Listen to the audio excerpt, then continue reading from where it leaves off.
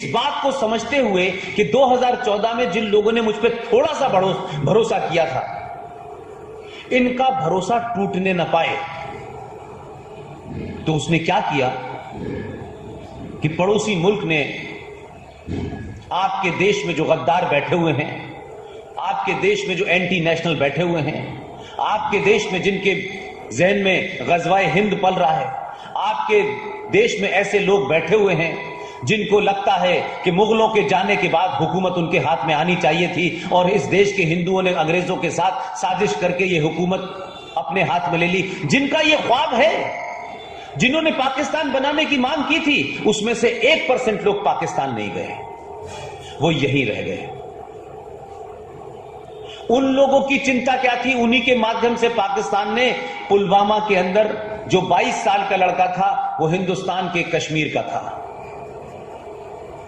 उसने उसको इंप्लीमेंट किया। इंप्लीमेंट होने से भारत के 44 सैनिक मारे गए। लेकिन आपका दबाव, जो बात मैं भी वीरेंद्र जी से रास्ते में कह रहा था, आप ये ध्यान रखिएगा कि ऐसा नहीं होता कि हर कोई आदमी लाल किले पे जाके जब तक नहीं बोलेगा तब तक आपकी आवाज नहीं जाएगी।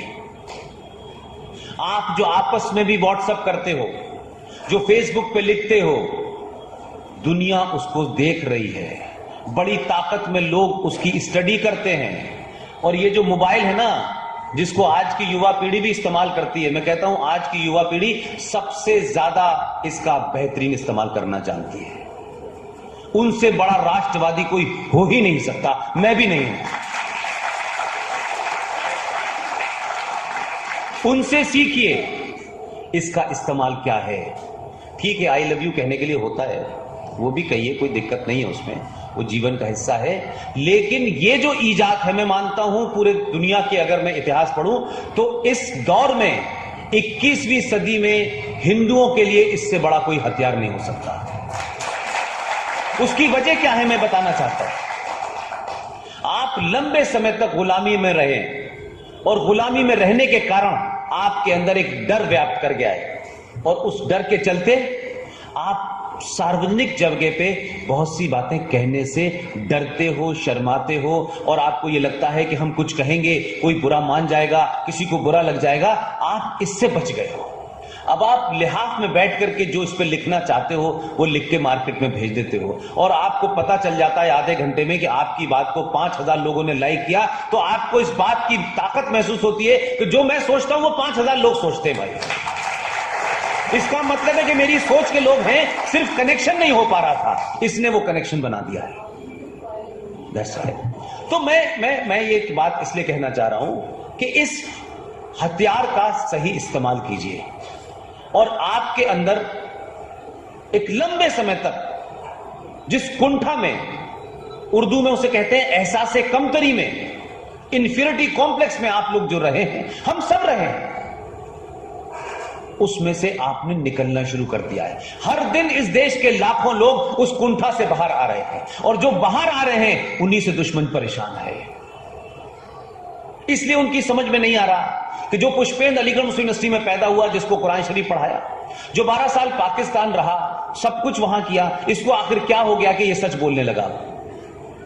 मेरे सच बोलने से लोगों को चिंता है।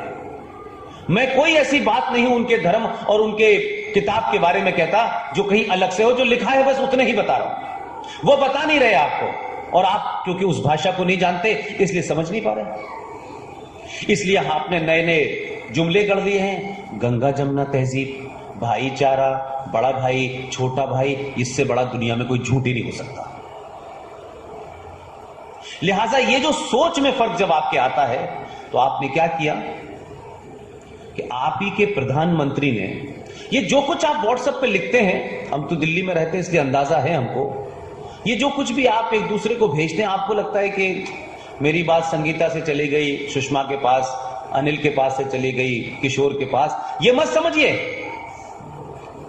इसी का दबाव था कि जब 44 जवान मारे गए, लोग उसको दूसरे तरीके से जोड़ते हैं, उसको इलेक्शन से जोड़ देते हैं लोग। और मैं दावे से कहता हूं कि जो लोग इलेक्शन से पुलवामा को जोड़ रहे थे, एक बार पड़ोसियों से कहें दोबारा करके दिखाते हैं, अब इलेक्शन नहीं है, क्या होने हो जाओ, क्या जवाब मिलेगा। इसलिए उसको इलेक्शन से मत जोड़िए। मेरा दावा है दोबारा घटना करके दिखाए पाकिस्तान भारत के अंदर। अब तो कोई चुनाव नहीं है, 5 साल तक कोई चुनाव नहीं होने वाले हैं। लेकिन फर्क यह हुआ कि आपके दबाव ने, और आपका जो प्रधानमंत्री है वो सोशल मीडिया का एक्सपर्ट है। जितने आज के युवा नहीं होंगे उससे ज्यादा उसको पता है। लिहाजा उसको क्या हुआ कि 44 लोग जब मारे गए तो उन्होंने 2-3 भाषण पब्लिकली दिए और कहा कि जो पीड़ा आपको है वो पीड़ा मुझे भी है। ये पुलवामा के बाद का बयान है। और हुआ क्या कि उन्होंने कहा कि हम सबक सिखाएंगे। तो लोगों को लग रहा था कि 26/11 जब हुआ था तब भी ऐसे ही कहा गया, 26/11 हो गया, खत्म हो गया। हम उनको कागज भेजते रहे, डोजियर भेजते रहे कि देखिए साहब ऐसा हुआ ऐसा हुआ। उसकी भी सोच नहीं बदली पाकिस्तान की। उन्होंने लगा कि ये भी बड़ी बड़ी बातें करता है, कुछ कर पाएगा नहीं। लेकिन घटना के होने के मात्र 12 दिन के बाद न तो पाकिस्तान को पता था, न हमने अमेरिका से परमिशन ली, न हमने चाइना से पूछा, न फ्रांस से पूछा।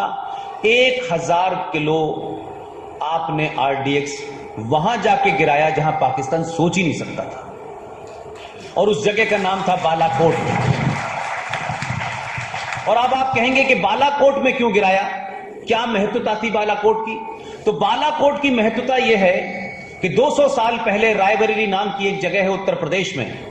उस उत्तर प्रदेश से एक सैयद अहमद अली नाम का एक आदमी 200 साल पहले बालाकोट गया था और वहां पहला मदरसा स्थापित किया था। तो आपने जब जड़ पे हमला किया और आपने पूरी दुनिया से नहीं परमिशन ली, आपने सबको चिट्ठी लिख लिख के दिल्ली में नहीं बुलाया कि हम ये करें या नहीं करें, तो जब आपने ये कर दिया तो पूरी दुनिया ने कहा ठीक किया, हम आपके साथ हैं। इसलिए कि आपने अपने पुरुषार्थ को अपने बल पे तय किया, किसी के बल पे तय नहीं किया। और जब आपने कर दिया तो दुनिया आपके साथ खड़ी हो गई। अब लोग मुझसे कहते हैं कि आखिर